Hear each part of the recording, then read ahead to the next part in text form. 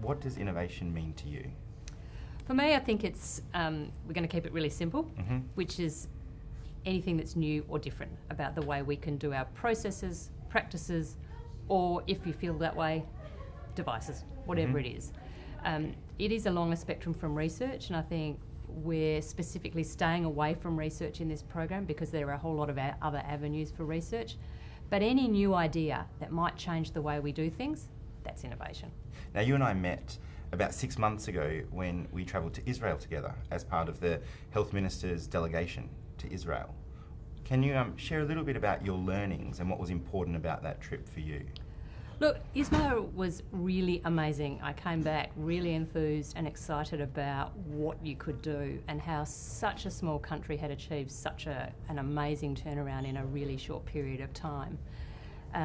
For me, what I wanted to be able to do was to bring some of that back to us. So the purpose of the delegation was to look at healthcare in a different system and technology and exponential technology change.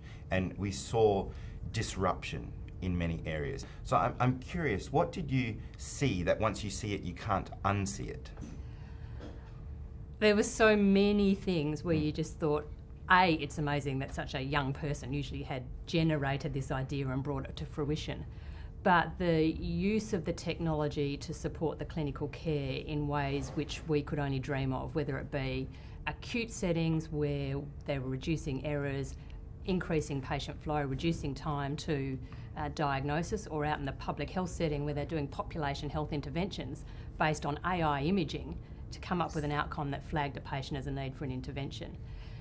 The underpinning stunning thing was that you need data to do all of those things, and we don't have a digital record, and that becomes a priority for us. And I think that was one of the really big things coming out at a system level from the trip, that a number one priority for this state, if we're going to live in the modern healthcare world, is we need an electronic medical record.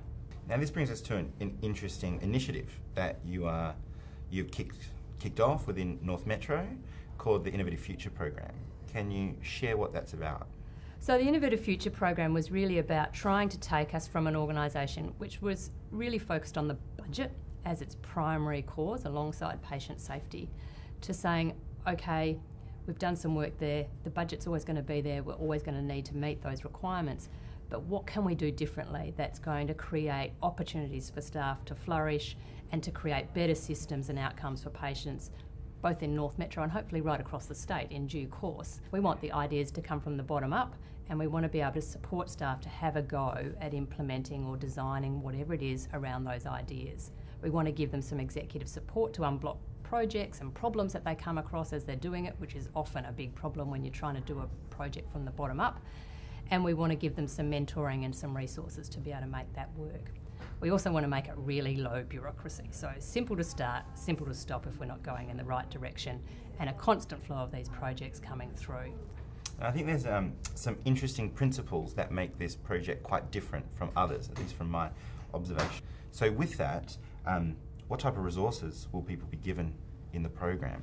So we've set aside a small budget in the global sense, but nonetheless a budget to support things that we might need to, I guess, enable them to do. But more importantly, we've got an absolute commitment from executive to free up resources that exist in the organisation in the first instance. We don't really know what resources people are going to need. So until we know what the projects are and what resources they need, it's hard to say exactly what they are. But we'll pick the projects and then we'll work within our budget and what we've got right across North Metro within our very large organisation to support those, and we'll make them happen from that perspective. Now, for people that are watching this and working within North Metro and they want to get involved in the program and they've got an idea or they want to form an idea or learn more about the program's going to work, what should they do now? Simplest thing, go straight to the hub. The if icon's there, click on it and you'll get all of the information. We're also having some forums at the end of the month in the last week of October, so head along to one of those and you'll hear a lot more about it as well. Okay, great. Thanks so much, Rob. Thank